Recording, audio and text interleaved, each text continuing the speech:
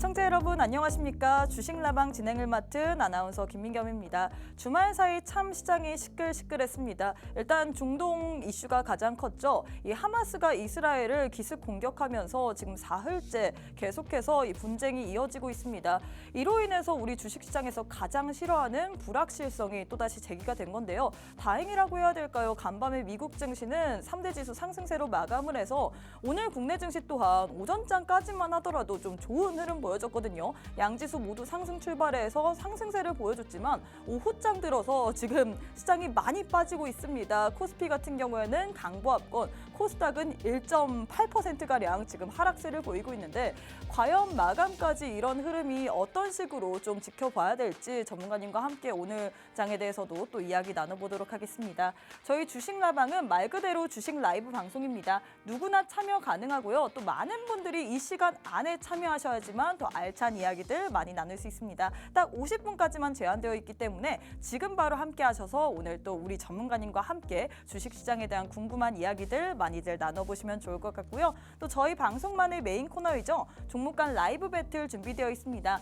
최근 핫했던 종목들 위주로 저희가 딱 8가지의 종목 들고 왔는데 이 8가지의 종목 내에 우리 전문가님의 원탑 종목이 있을 수도 있고 또 없을 수도 있습니다. 원탑 종목에 대한 자세한 종목명 그리고 대응 전략에 대해서는 방송 함께 하시고 또 우리 전문가님과 함께 참여해 주시는 분들에 한해서만 드리고 있기 때문에 지금 바로 함께 해주시면 좋을 것 같습니다. 자, 그럼 저희 방송만의 메인 코너인 종목 간 라이브 배틀 대진표부터 살펴보도록 하겠습니다. 첫 번째는 한국석유와 흥국석유 들고 왔습니다. 오늘 사실 이 정유 관련주들 그리고 에너지 관련주로 엮이는 종목들이 모두 다 좀 상승 시세를 내뿜었습니다. 이 중동 이슈 때문에 그런 건데 두 종목 모두 다 갭 띄우면서 지금 상한가 먹었거든요. 현 시점에서 우리가 한국석유를 봐야 될지 흥국석유를 봐야 될지 두 종목 모두 다 좀 오늘장에서 흐름은 비슷한데 어떤 종목이 좀 더 매수 우위에 있을지 오늘 또 전문가님과 함께 살펴보도록 하겠습니다. 두 번째는 방산주 들고 왔습니다. 빅텍 vs 한일단조 들고 왔는데 이 뱅크 오브 아메리카가 이 중동 사건 발발 이후에 이 방산주의 주가가 고공행진할 수 있다 뭐 이런 이유로 인해서 오늘장에서 방산 관련주들 좀 눈에 띄는 시세를 보이고 있는데 빅텍 같은 경우에는 현 시점에서 22%가량 상승분을 켜내고 있고요. 한일단조 같은 경우에 13%가량 상승분을 켜내고 있습니다. 현 시점에서 우리가 방산주 내에서도 빅텍을 봐야 될지 혹은 한일단조를 봐야 될지 오늘 또 전문가님과 함께 자세하게 알아보도록 하겠고요. 세 번째는 부산 엑스포 관련주 들고 왔습니다. 이 엑스포 개최지 선정이 49일 정도 앞두고 있기 때문에 우리가 현 시점에서 좀 미리미리 종목들을 봐야 될 것 같은데 일단 메세이상 같은 경우에는 주식 투자를 하시는 분들이라도 좀 생소하다 할 수 있는 기업이라고 볼 수 있겠거든요. 이 종목 같은 경우는 대한민국 1위 전시 업체인데 매년 한 66회 이상의 전시를 개최하고 있습니다. 우리가 현 시점에서 메세이상을 봐야 될지 혹은 시공테크 같은 경우에는 과거에 이 여수 엑스포, 이 미국 공사관의 계약을 수주했던 이력이 있기 때문에 부산 엑스포 개최지로 선정이 된다면 또다시 이 종목이 대장주로 역할을 할 수 있거든요. 현 시점에서 우리가 두 종목 내에서 어떤 종목을 봐야 될지 또 전문가님과 함께 자세하게 알아보도록 하겠습니다. 마지막은 OLED 관련주 들고 왔습니다. 덕산네오룩스 vs P&H테크 들고 왔는데 일단 OLED 관련주 오늘장에서 좀 눈에 띄게 뭐 이슈는 없었지만 일단 이번 주 삼성전자의 잠정 실적 발표를 앞두면서 계속해서 좀 실적에 대한 우리가 실적주들을 봐야 될 것 같습니다. OLED 관련주들이 두 종목 모두 다 실적에 대한 기대감이 있거든요. 현 시점에서 우리가 실적주 내에서 덕산네오룩스를 봐야 될지 혹은 P&H테크를 봐야 될지 매수 우위 한번 자세하게 살펴보도록 하겠습니다. 자, 이렇게 저희가 8종목 들고 왔는데 이 8종목 안에 우리 전문가님의 하이스트 전문가님의 원탑 종목이 있을 수도 있고 또 없을 수도 있습니다. 과연 원탑 종목이 어떤 종목일지 궁금하신 분들 지금 바로 함께 해주셔서 원탑 종목에 대한 자세한 대응 전략까지 받아보시면 좋을 것 같고요. 화요일 하이스트 전문가님과 함께하는 주식라방 그럼 지금 바로 시작해보도록 하겠습니다.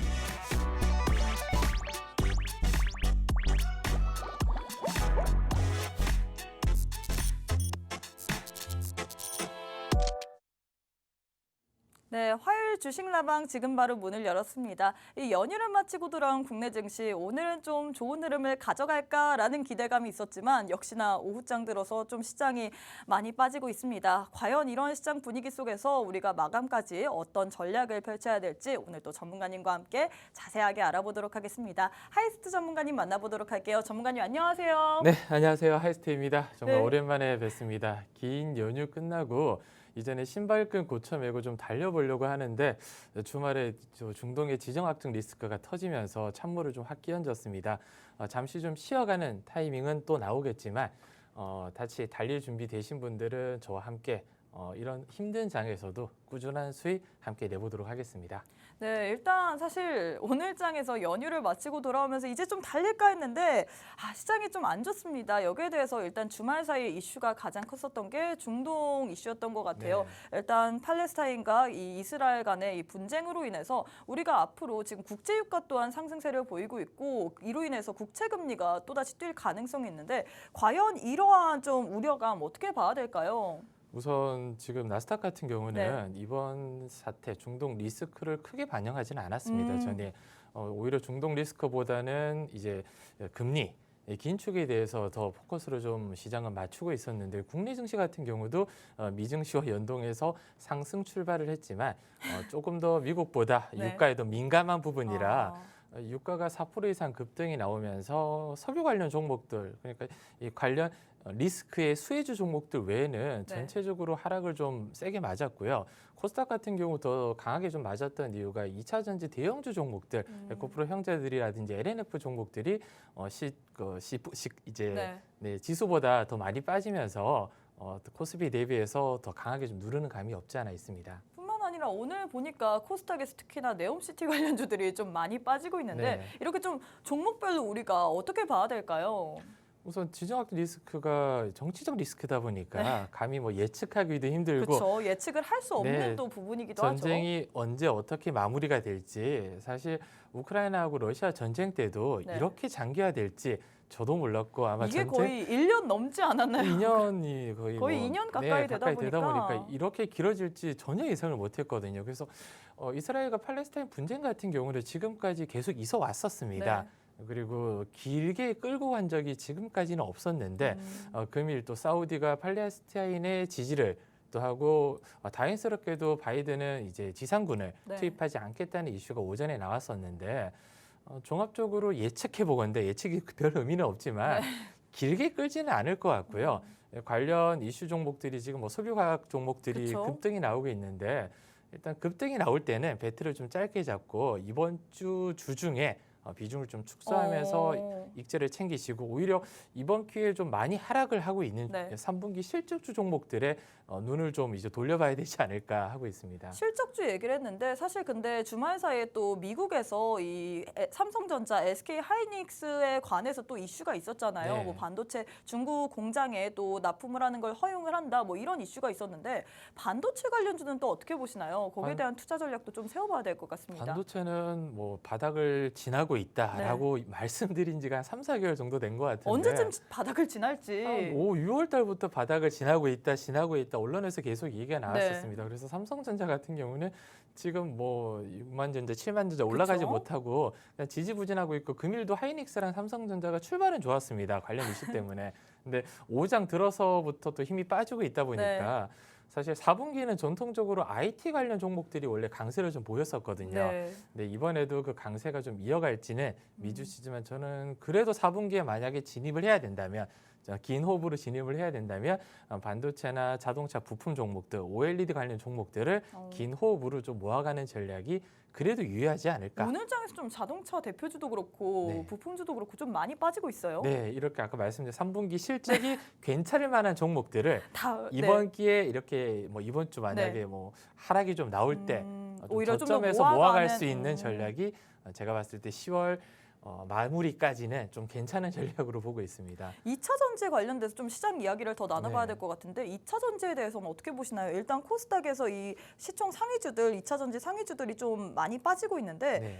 어떻게 봐야 될까요? 2차 전지주들은? 왜냐하면 많은 분들이 사실 2차 전지에 좀 관심이 있다 보니까 네. 물리신 분도 계실 거고요. 에코프로에 있어서. 네. 어떻게 보시나요? 아마 언론 뉴스만 한 두세 달 전부터 눈여겨보신 분들은 네. 이미 답을 다 뉴스에서 다 줬었거든요. 그렇죠. LNF도 그렇고 에코프로도 그렇고 2분기 때 실적이 굉장히 뭐 그렇게 좋지를 못했어요. 네. 특히 LNF 같은 경우 3분기, 4분기도 실적이 좀 저조할 걸로 예상되고 내년부터 좀 턴어라운드가 될 거라고 하니까 어머, 어머. 저는 그래도 한 4분기까지는 네. 2차 전지 대형주 어차피 양극재 관련 섹터들이 워낙 많이 몰려 있다 보니까 양극재 관련 종목들이 4분기까지는 좀 지루하게 흘러갈 수 있다. 저점을 바닥을 좀 다지는 흐름이 나오지 않을까 하고요. 내년 상반기부터는 어느 정도 좀 반등이 나올 거라 저는 올 연말부터 내년 초에 그냥 2차 전지 대형주 종목들을 모아가는 전략이 괜찮을 것 같습니다. 지금은 아까 말씀드렸듯이 4분기는 IT 관련 테마나 아니면 조선 관련 종목들 그래도 실적이 어느 정도 나올 만한 그리고 뭐 제약 바이오 섹터들도 계속 꾸준히 눈여겨봐야 되고요. 워낙 이번에 비만 치료제가 워낙 핫했기 때문에 그쵸? 그 부분이 4분기까지는 계속 이어지지 않을까 하고 특히 10월 달에 또 에스모가 잡혀 있다 보니까 맞아요. 아직 기대감이 살아 있거든요.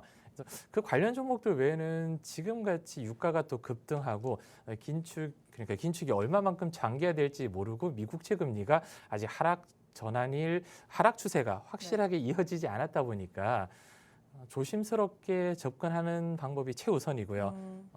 솔직히 말씀드리면 투자자분들이 현금을 만약에 보유하고 계신다면 쉬어가셨으면 좋겠어요. 최대한 좀 네, 현금을 하고. 보유하고 계시면 쉬어가셨으면 좋겠습니다. 네, 일단 이렇게 좀 전문가님께서 자세한 시장 내용에 대해서 분석을 해주셨습니다. 일단 오늘 장에서는 좀 시장이 많이 빠지고 있지만 우리가 이런 시장일 때 오히려 3분기에 좀 실적에 대해서 좀 눈여겨볼 만한 종목들을 봐야 된다라고 했습니다. IT 관련주들, 자동차 관련주들, 그리고 OLED 관련주들을 현 시점에서 우리가 좀 눈여겨봐야 된다라고 했는데 제일 중요한 건 그래서 이렇게 큰 센터 내에서 어떤 종목을 봐야 되나 이 부분일 거잖아요. 네. 오늘 또 그래서 저희 방송만의 메인 코너인 종목 간 라이브 배틀 바로 한번 시작해 보도록 하겠습니다. 일단 첫 번째 관련주는 오늘 장에서 굉장히 뜨거웠던 정유 관련주를 들고 왔습니다. 한국석유 vs 흥구석유 들고 왔는데 일단 두 종목 모두 다 갭으로 띄우면서 시작을 했고 그리고 상한가까지 먹었는데 두 종목 내에서 어떤 종목을 봐야 될까요? 이거 뭐 취향의 차이일 뿐이지 서로 뭐 코스피랑 코스닥, 그쵸? 석유 종목 중에서는 대장주격이라 네. 좀 시총이 좀 가볍고 탄력적인 종목 원하시는 분들 뭐 코스피랑 코스닥 이 네. 취향의 차이지 이 두 개 중에 뭔가가 대장이다 픽을 하자 이게 뭔가가 더 너무 좋다. 좀 애매한 부분인데 개인적으로는 저는 한국 석유 쪽으로 손을 좀 들어주고 싶은데 투자자분들 입장에서는 네. 흥국석유가 조금 더 탄력적일 수 있다. 왜냐하면 애매하네요. 네, 좀 애매하긴 한데 그래도 하나를 꼽자면 한국석유 같은 경우에 배당 때문에 전문가님께서 픽하신 건가요? 맞습니다. 그래도 배당도 잘 주고 이제 코스피 종목이다 보니까 좀 더 시총이 좀 무겁지 않아요? 전혀 무겁지 않습니다. 왜냐하면 작년 2, 3월 달 네. 이제 러시아 전쟁이 터졌을 때 네. 한국석유도 굉장히 강한 탄력을 보였지만 한국석유도 못지않은 탄력을 보였거든요. 코스피 종목이고 무겁다고 편입견을 좀 가지시는 분들이 있는데 맞아요. 네, 사실 뭐 한국석유나 이런 유가가 튀거나 아니면 전쟁이 발발됐을 때 올라가는 부분은 거의 비슷했고요. 한국석유 같은 경우도 주봉을 본다면 네. 굉장히 탄력적인 모습을 좀 보실 수가 있거든요. 일봉으로 봤을 때 작년 2022년 2월 달이죠. 네. 어마어마한 상승이 나왔었어요. 거의 뭐 1,000원 이제 10,000원대에서 27,000원 부근까지 탄력적으로 좀 올라간 이력이 있다 보니까 이 정도 상승을 지금도 만약에 이제 전쟁이 만약에 좀 확산이 된다면 네.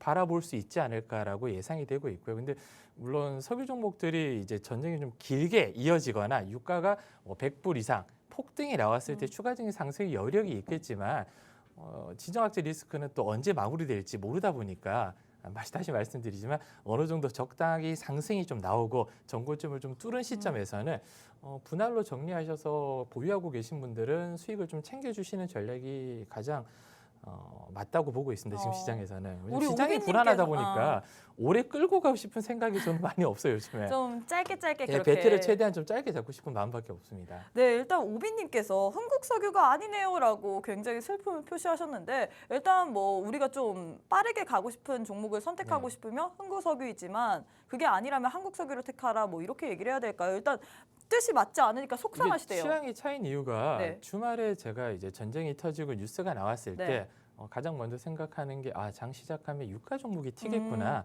그러면 유가 종목 하면 가장 먼저 생각나는 세 가지가 한국석유, 흥국석유, 중앙에너비스. 네, 이 딱 맞아요. 세 개거든요. 세 개 중에 어떤 종목이 먼저 상한가로 올라가느냐에 따라 취향의 차이인데 오늘 같은 경우는 흥국석유가 먼저 상한가를 찍고 풀렸다가 다시 그쵸, 상한가 다시 말아 올렸거든요. 재진입니다. 네. 그만큼 상한가에서 단기적인 물량을 털고 다시 한번 음. 말아 올릴 만큼 힘이 있다는 거고요. 취향의 차이죠. 오늘은 좀 이 두 개 중에 아니면 뭐 다른 종목 포함해서라도 극동 유화라든지 포함해서라도 어떤 종목이 대장이 되건 이상하지 않고 이 세네 종목 중에 어떤 종목을 가지고 계시든 파는 게 가장 중요한 거거든요. 언제 파느냐가 가장 파는 중요한. 타이밍이 가장 중요한 거지. 사실 흥국석유가 내일 다시 갭상승이 나와서 네. 10% 20% 상한가를 말아 올린다고 하더라도 이걸 또 언제 파느냐에 언제 따라서. 파느냐가 가장 중요하다 보니까 이런 이제 지정학적 리스크로 큰 폭의 상승이 나왔던 종목들을 뉴스를 계속 실시간으로 볼 수밖에 없어요. 그렇죠. 네, 실시간으로서 뉴스 플로우에 따라 변동성이 어마어마하게 강할 거기 때문에 뉴스를 계속 지켜보시지 못하시는 분들은 저는 자동 감시 매매나 스탑로스를 걸어놓고 대응을 하시길 좀 권해드리고 있습니다. 네, 일단 이렇게 해서 저희 첫 번째 종목 대결이 완료가 됐습니다. 두 종목 내에서 전문가님께서 이건 취향의 차이다라고 얘기를 했는데 일단 오늘 장에서 전문가님의 원픽은 한국석유였거든요. 이 종목 같은 경우는 그래도 46년 배당 개근주로 볼 수 있습니다. 하지만 제일 중요한 게 사실 흥국석유도 그렇고 한국석유도 그렇고 사는 것보다는 파는 게 더 중요하다라고 했거든요. 이런 정유주 같은 경우는 뉴스 플로우에 굉장히 민감하기 때문에 우리가 언제 파느냐에 따라서 수익을 볼 수도 있고 또 손실을 볼 수도 있습니다. 나도 이렇게 뉴스가 어떻게 나오는지 계속해서 받고 싶다.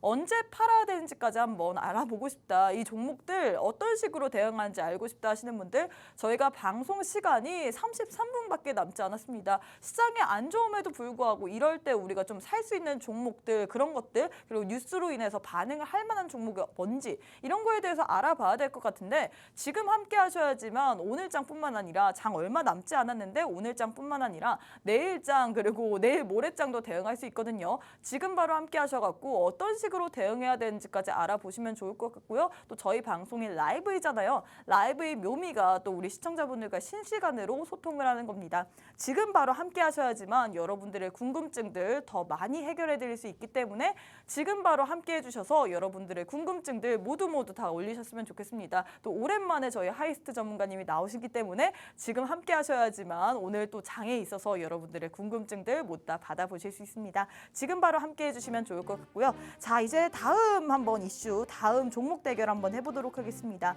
방산주 들고 왔는데 빅텍 vs 한일단주 들고 왔거든요. 네. 두 종목 가운데서는 어떤 종목이 전문가님의 원픽이실까요? 원래 전통적으로 빅텍이 방산주하면 가장 먼저 맞아요. 생각나는 종목 중에 하나였는데 저는 오늘은 빅텍이 아니라 한일단주 쪽으로 좀 손을 들어주고 싶은 이유가 왜요? 빅텍이 좀 더 많이 갔잖아요. 상반기 실적만 봤을 때는 네. 왜냐면 어차피 같은 테마주고 조금이라도 마음이 편하게 움직이려면 그나마 상반기에 흑자를 좀 냈었고 실적 면에서 좀 우위에 있는 한일단조의 손을 좀 들어주고 싶습니다. 한일단조가 작년까지만 하더라도 이제 운송비 쪽에 항공 쪽으로 비중이 좀 크다 보니까 매출 대비해서 영업이익이 좀 안 좋았었는데 올해 상반기부터는 해상운임 쪽이 이제 가격이 좀 안정되면서 매출과 영업이익이 좀 안정세로 돌아섰거든요. 제가 아까 흥국석유라든지 한국석유 말씀드렸듯이 이번에 방산주도 똑같이 중동의 지정학적 리스크 때문에 발발이 됐고요. 방산주는 석유주보다 더 좀 위험한 이유가 전쟁이 터진다고 해서 저희가 중동 쪽에 무기를 수출할 일이 없거든요. 왜냐하면 이스라엘하고 지금 팔레스타인 쪽이 전쟁이 났는데 저희가 팔레스타인 무기를 수출하는 건 말이 안 됩니다. 왜냐하면 이스라엘이 미국이 우방인데 그렇다고 이스라엘이 국내에서 무기를 수입한다? 미국 쪽에서 어차피 가져다 쓰면 되는 무기다 보니까 한마디로 그냥 전쟁이 터졌으니까 관련 이슈로 묶여서 올라갈 뿐이지 이게 매출과 영업이익이 직접적으로 효과가 있거나 아니면 폴란드처럼 네. 대규모 이제 방산의 수주를 기대하는 부분은 거의 없다고 보시면 되거든요. 그래서 단발적인 이슈로 올라간 부분이라 저는 뭐 두 개 중에 만약에 하나를 꼽자면 한일 단조인 이유가 그나마 실적 면에서 좀 더 안정적으로 볼 수 있고 테마가 만약에 끝나서 하락이 나온다고 하더라도 저점에서 한 번 정도는 추가적인 매수가 가능한 부분이기 때문에 한일 단조의 손을 들어줄 수밖에는 없을 것 같습니다. 근데 이런 중동 지정학적 리스크가 언제 끝날지도 모르고 네. 뉴스 플로어가 계속 실시간으로 바뀔 거기 때문에 거기에 대해서 보유하고 계신 분들은 실시간 대응이 어렵다면 그렇죠. 적당한 선에서 먹고 나오는 방법이 가장 이상적이고 왜냐하면 이번 주 CPI 발표와 국내 이제 옵션 만기도 같이 그쵸? 잡혀 있다 보니까 변동성이 굉장히 좀 클 거거든요. 그런 변동성을 버티지 못하시는 분들은 적당한 선에서 먹고 나오거나 아니면 추가적으로 더 뛸 거라는 생각으로 추격 매수는 좀 안 하셨으면 좋겠어요. 우리 오비님께서 오늘 빅텍이 강세라 빅텍인 줄 알았다라고 했는데 일단 지금 전문가님이 두 종목 내에서 픽은 한일 단조인 것 같고 제가 보기에는 전문가님의 일단 두 종목 이 두 세트 한국석유랑 그리고 한일 단조 모두 다 원탑은 아닐 것 같아요.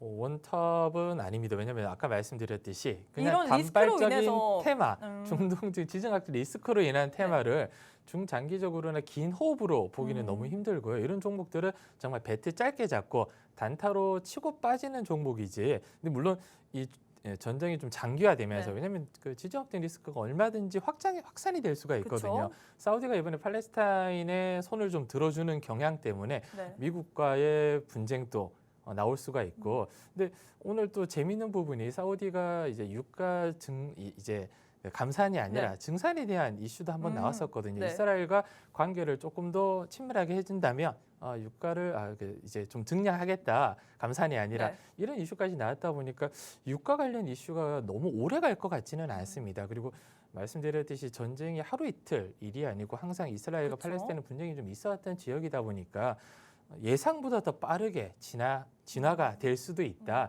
그 부분을 염두에 두시면서 매매를 좀 따라해 주시는 게 좋고요. 항상 급등주 종목들을 제가 오늘 이렇게 좀 수급이 많이 몰리고 시장의 포커스가 맞춰진 종목들을 가지고 왔지만 이런 종목들을 개인적으로는 올라가는 종목들을 추격은 안 하셨으면 좋겠거든요. 오늘 만약에 진입하셔서 내일 갭상승까지 보는 건 오케이지만 그건 좋지만 사실 네, 갭상승까지 내일 갭상승이 나온 다음에 추가적으로 따라가는 건 어. 권해드리지 않습니다. 굉장히 위험해요.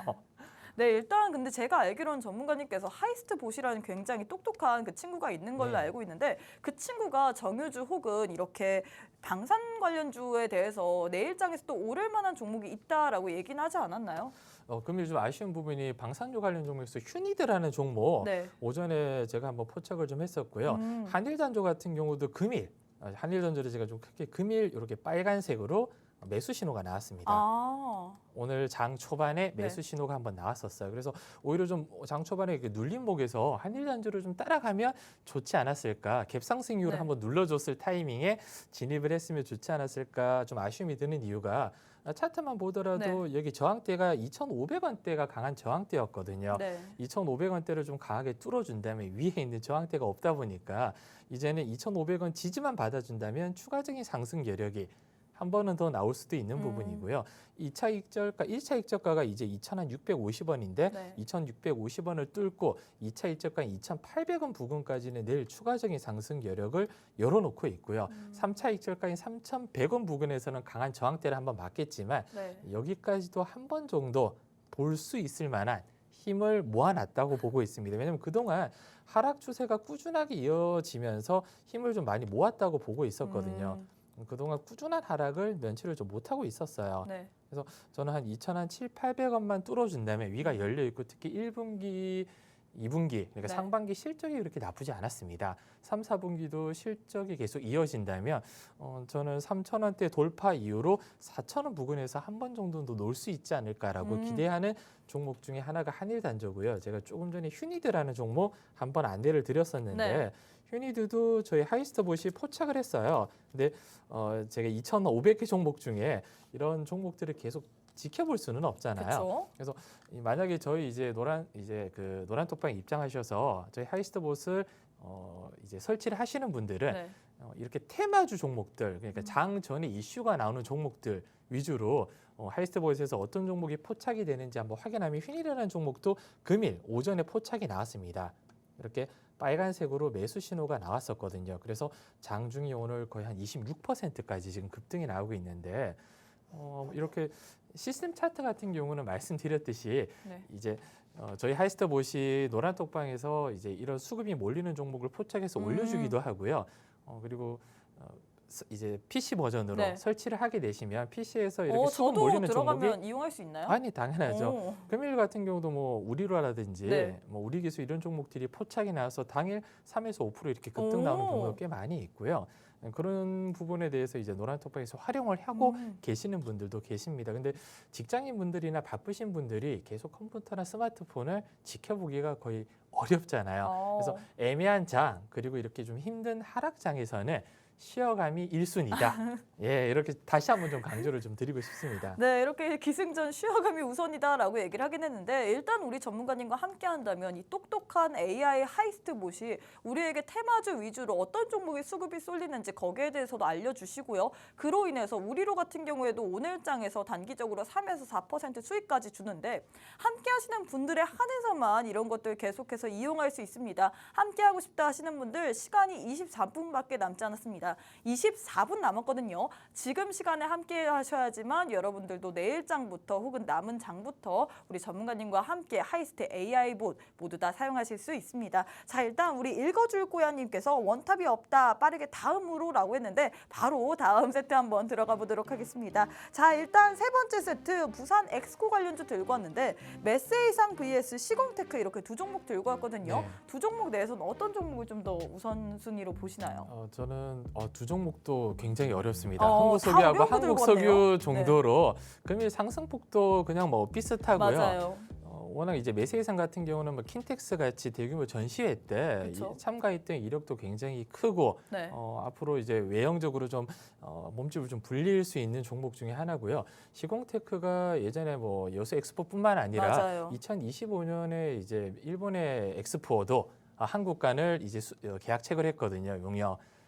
그리고 최근 들어서 카타르 엑스포 쪽에서도 이제 수주 계약을 따낸 이력이 있다 보니까 저희 부산 엑스포가 만약에 한국이 따온다면 네. 두 종목 모두 수혜를 받을 수밖에 없는 부분이고 파리에서 이번에 심포지엄이 열려서 뭐 국내 저희 총리분뿐만 아니라 거의 재계 5대 재계 회장님들까지 다 가서 지금 두 발을 걷고 그렇죠. 홍보를 하고 있는 입장이라 오늘 이제 상승 나온 이유는 딱 한 가지예요.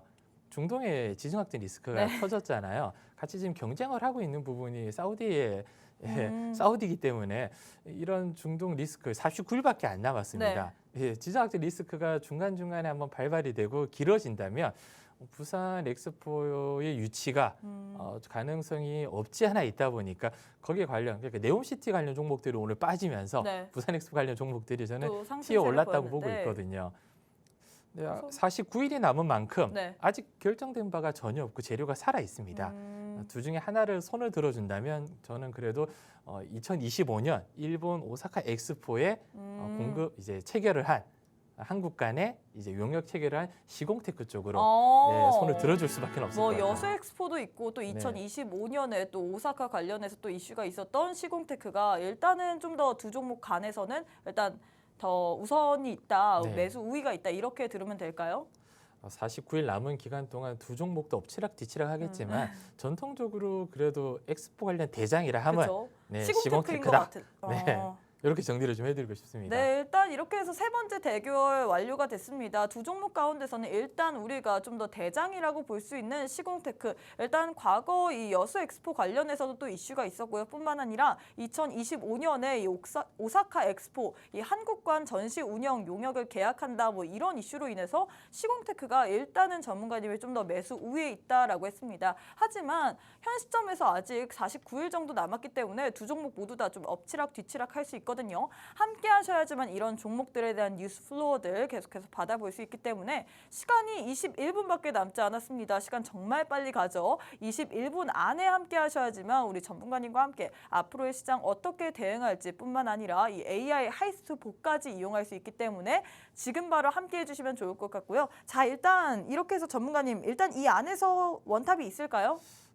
일단은 이 안에서는 아직은 원탑이 어. 없습니다. 왜냐하면 시공테크 제가 차트를 한번 좀 띄워드렸는데 차트 흐름이 조금 전에 본 유가 종목들하고 좀 비슷하더라고요. 어. 재작년 2, 3월 달에 굉장히 큰 폭으로 급등이 나왔다가 올해 1월 달부터 한 4, 5월 달까지 코스닥 지수가 어마어마하게 많이 올랐잖아요. 그렇죠. 오늘 이제 유가 종목 뿐만 아니라 이러한 시공테크 같은 종목도 중간에 한번 큰 변동성은 나왔지만 1월 대비해서 올해 1월 대비해서 이제 코스닥 지수 올라간 만큼 상승폭이 적었던 종목 중에 하나거든요. 그리고 시공테크가 최근에 변동성이 좀 강했어요. 이렇게 부산 엑스포 관련 이슈만 나오면 네. 한 번씩 튀어 오르다 보니까 하이스트보만 보시더라도 이제 언제 팔고 언제 이제 손절할지는 크게 고민할 필요 없습니다.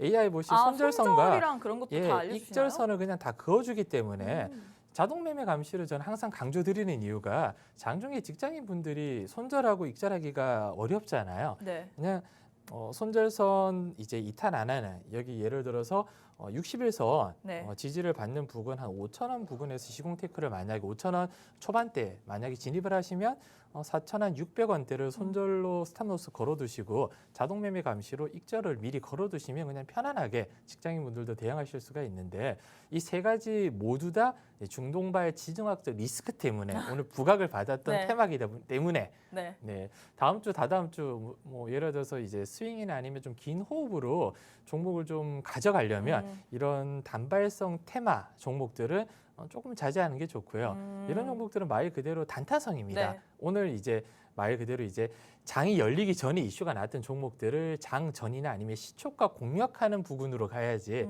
올라간다고 해서 따라사는 무턱대고 거는 따라잡으면 또, 물론 내일 이제 추가적인 갭상승이 나올 확률이 지금은 훨씬 더 높아요. 네. 지금은 훨씬 더 높습니다.